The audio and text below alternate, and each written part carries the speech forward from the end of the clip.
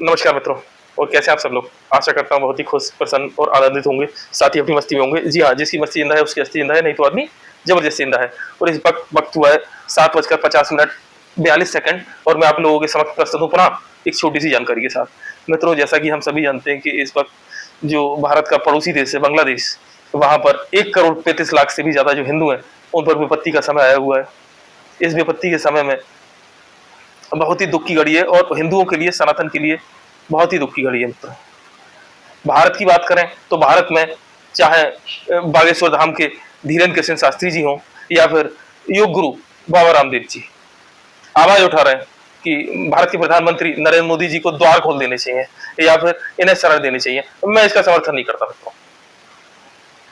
अब क्यों नहीं करता, इसकी जानकारी मैं आपको बता दूं। मेरे मन का जो विचार है मित्रों वो ये है कि पहले से ही इतनी घुसपैठ है भारत में।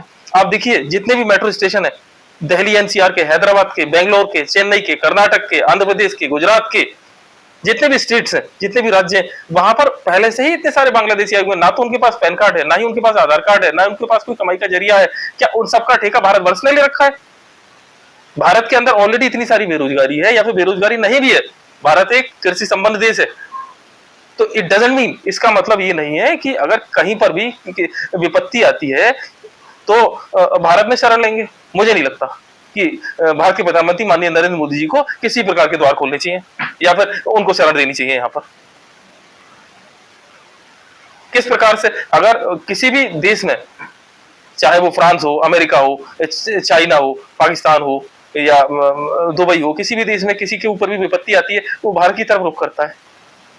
क्यों मित्रों? अपने आप में बहुत बड़ी एक दुख की बात है कि शेख हसीना यहाँ पर 24 घंटे के लिए आई थी। 24 घंटे बाद जानकारी आती है कि 48 घंटे बाद उनका हवाई जहाज यहाँ से उड़ान भरेगा लंदन के लिए, जहां पर उनकी बहन रहती है। या फिर अमेरिका ने उनका वीजा रद्द कर दिया, पेरिस ने उनका वीजा रद्द कर दिया।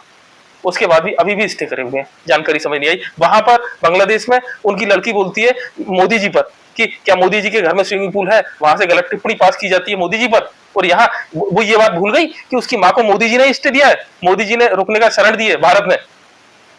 एटलीस्ट कम से कम ये तो सोचना चाहिए उसे कि जिस माँ को भारत के प्रधानमंत्री माननीय नरेंद्र मोदी जी ने स्टे दिया है, रोका है, शरण दी है, ठीक है, उन्हीं मोदी जी के लिए वो वहां से गलत टिप्पणी पास कर रही है। शर्म नहीं आती उसे?